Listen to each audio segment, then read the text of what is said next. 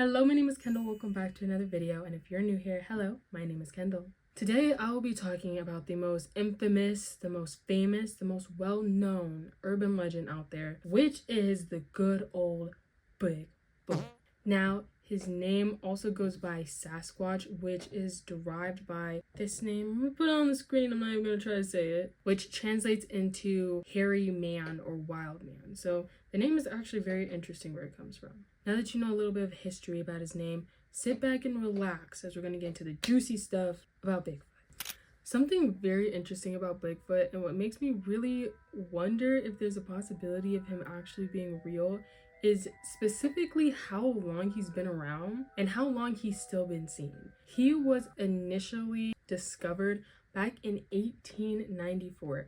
That was the first time people started recording sightings of him. There have been a lot of sightings of Bigfoot around the world, but where it was initially found was the Pacific Northwest. Its appearance pretty much stays distinctively the same among all of these stories of Bigfoot.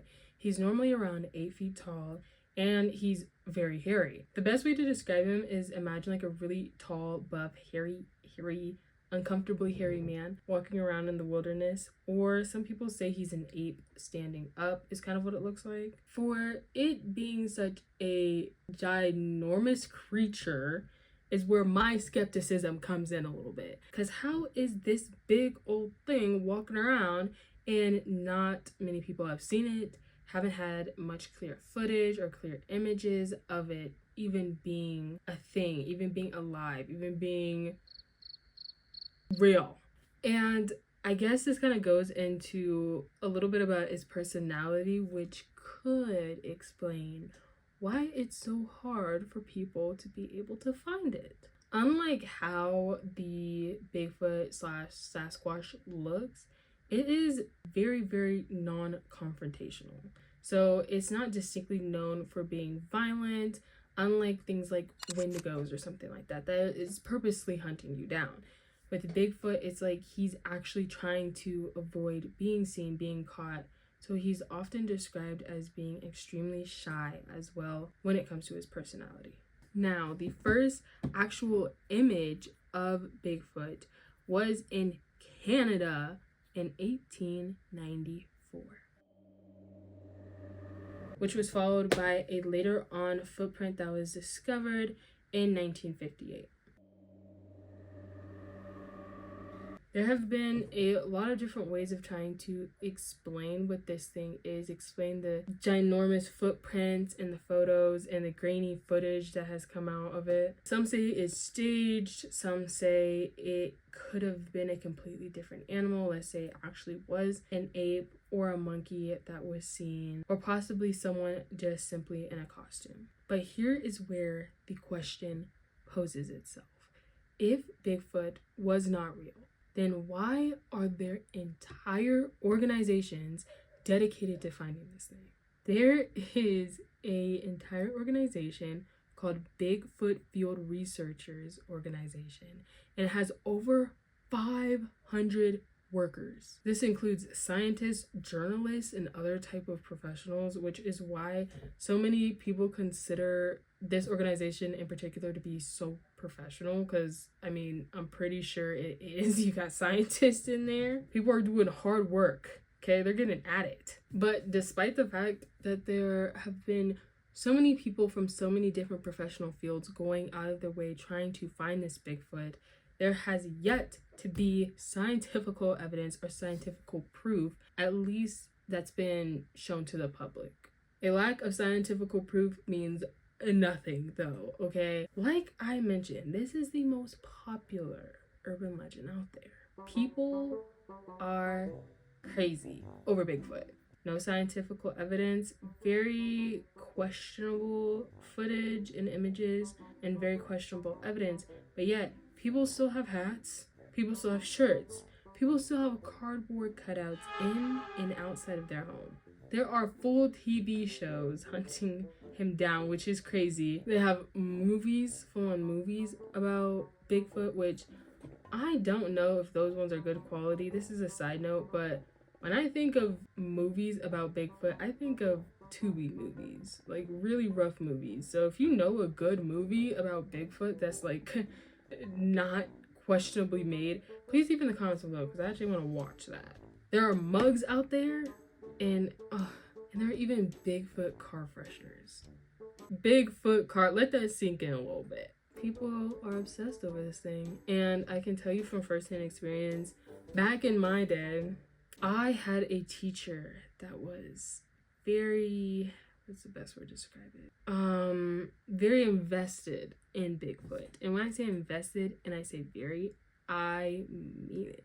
His whole classroom was decorated like Bigfoot. I had never seen anything like that in my entire life, and I still have it. It was crazy. It was cool, but it was crazy. But now that I've told you that little side story, let's get into the actual story of people's encounter with Bigfoot. This is a story of a son and father who ran into Bigfoot. Under the cloak of darkness, the dense forest enveloped Jack and his dad, Brian, as they ventured toward the tree stands. The air was filled with symphony and woodland sounds, and the earthly aroma of nature. Their flashlight beams danced across the undergrowth, searching for a narrow path. The hoots of an owl could be heard softly in the distance, welcoming the night. After half an hour of trudging through the woods, they finally arrived at their destination. Jack settled into the wood stand, arranging his backpack and rifle. His nerves tingled with excitement and apprehension. Hunting in the dark had always unsettled him, yet he loved the thrill of the wait. A couple of hours passed eventually. The woods were eerily silent, as if holding its breath. Then a bone-chilling howl rang out, echoing through the trees. Jack froze in place, his heart pounding. Ow! What kind of animal made that sound? His dad shifted uneasily beside him. Did you hear that? He whispered. Jack nodded, not trusting himself to speak. Brian sniffed the air and frowned. Smells strange, like a skunk, but not quite. A loud crack made them jump. Something was moving through the underbrush, heading their way. Jack gripped his rifle tightly, straining to see in the darkness. He caught a flash of movement and breathed a sigh of relief. It was just a squirrel. But the sounds grew louder and more frequent, heavy footsteps, snapping branches, rustling leaves. It was too noisy for a squirrel. Jack's mouth went dry as the sounds came closer and closer. He glanced at his dad, whose face was filled with tension.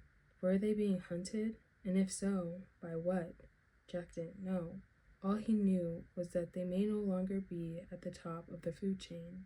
A menacing growl emerged from the darkness, sending a chill down Jack's spine. Two glowing eyes peered at them through the trees, glinting with a curious light. Jack gasped as the creature stepped into a patch of moonlight, revealing a hairy, ape-like beast standing on two legs. His heart nearly stopped. They were dealing with something unnatural, something that shouldn't exist. Jack gripped his dad's arm, unable to tear his eyes away from the monster. "Dad," he whispered hoarsely, "we have to get out of here, now." Brian nodded, his eyes never leaving the creature. Slowly, he whispered back, "We don't want to startle it." Jack's heart thundered in his chest as he carefully reached for his backpack. He didn't want to make any sudden movements and attract the monster's attention. Sweat trickled down his forehead, his whole body tense with fear. Suddenly, the creature let out a deafening roar. Baring its sharp teeth, Jack froze, his heart in his throat. The monster charged towards them, its massive form crashing through the underbrush. Brian grabbed Jack's arm and pulled him to his feet, sprinting towards the narrow path. The creature was gaining on them, its powerful muscles propelling it forward with terrifying speed. Jack could hear its ragged breath and the thud of its feet hitting the ground as it crashed through the forest. Thud, thud, thud. They were never going to make it. Jack and Brian didn't slow down until they reached the safety of their cabin. They locked the door behind them, both panting from the sprint.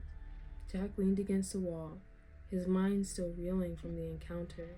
Brian's face was grinning as he tried to catch his breath. "I've heard stories about creatures like this," he said, his voice low. "But I never thought I'd see Bigfoot with my own eyes. Now, I can't be 100% sure if that story is real or if it's based off of true events, but it's definitely a situation that can easily be frightening. Looking at photos of Bigfoot, it doesn't really scare me. It doesn't make me feel like, ooh, that's terrifying right there. No. But imagining myself in that position where there's actually this 8-foot big, strong, hairy creature in front of me, chasing after me, oh heck no. Yeah, adrenaline is kicking up. Fight or flight is kicking in.